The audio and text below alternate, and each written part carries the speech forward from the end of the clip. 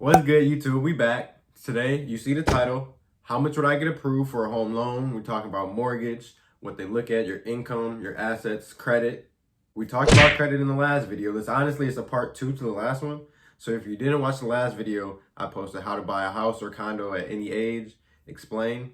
That really goes into credit, how to build your credit, and anything credit related. So if you don't know about credit, then go watch that video. If you already watched it, you've seen it, or you know about it, then good. You're in the right place. So this one, like I said, what we're going to get into is income, assets, pretty much everything that a lender and a bank will look at to determine how much you qualify for and how much you would get approved for, how much of a home that you can purchase. So let's get straight into it. Come on.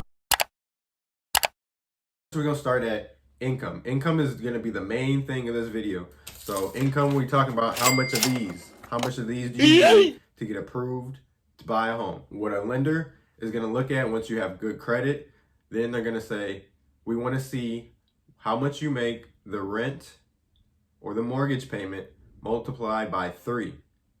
So that's going to be your gross income for the month.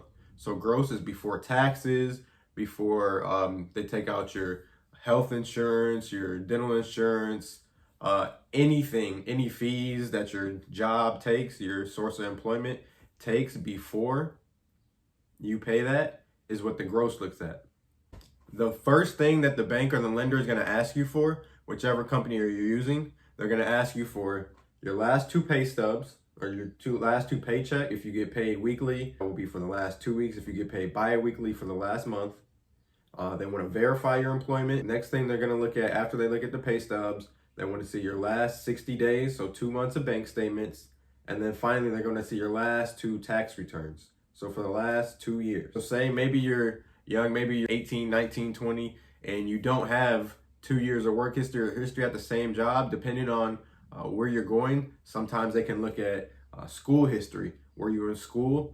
Basically, the main thing that the banks and the lenders want to see is some type of history, something that's traceable, that you were doing something productive, or that you were somewhere doing something.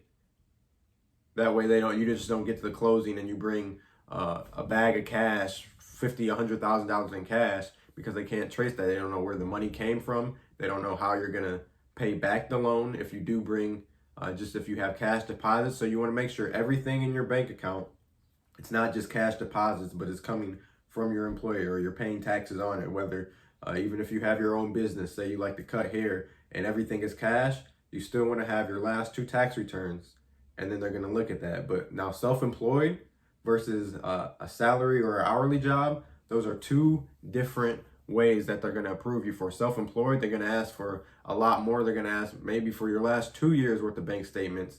They want to see that this is a profitable business, whether you're a business owner or if you're self-employed doing something else. They want to make sure, hey, we're giving you a loan for this $100,000, $200,000, $300,000 house. We want our money back, and we want to make sure that you can pay it back. So that's all they're looking for. All right, so now let's talk about numbers. How much do I need, Sharif? How much you're gonna need the rent or mortgage payment multiplied by 3 before any of your fees from your job, any of those taxes. I said this already, I'm gonna say it again so you know. This is your gross payment. You've got gross, and then you have net. Net, think of net when you're shooting a basketball and then it goes through the net. That's after all the fees are taken. So it goes through the net grabs up all the extra fees, all the payments that you have to make, and net is what you get paid on your weekly paychecks. Say you make around $500 a week, that would gross out to be around $2,500, which would approve you for, I wrote some numbers down, so anywhere from like $100,000 house and below. Because your payment on, say, $100,000 house with 3% down, so that's about like $4,200.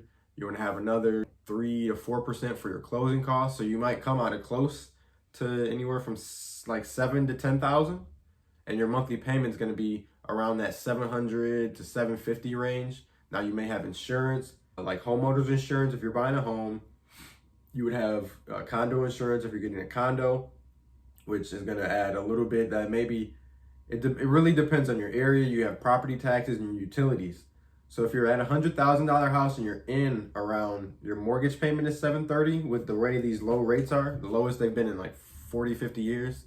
They're almost at record lows. So it's the cheapest to borrow money that it's ever been.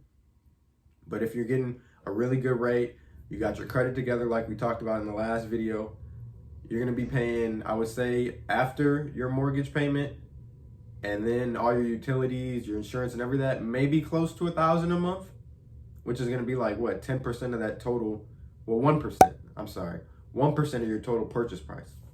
So typically, you can always expect to pay a little bit over 1% of the total purchase price per month. If it's a $150,000 house, you're gonna be in around like $1,250, maybe $1,500 a month on everything home ownership related.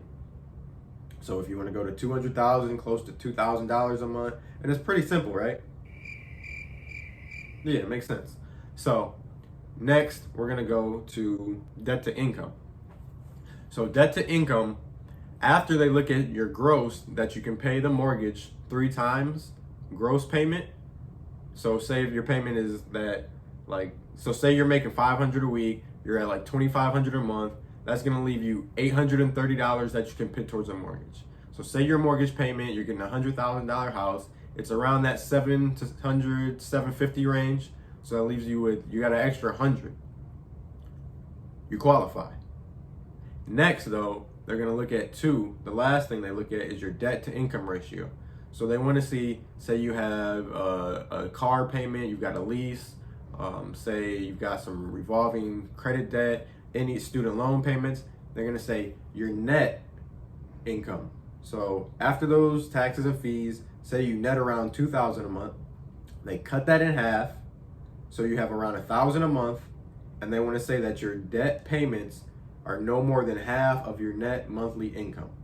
If your mortgage, you qualify for that $750, out of that $1,000, you take 1,000 subtracted by 750, leaves you around $250 that you can spend on any other debt. That would be on your car payment, anything else that you have.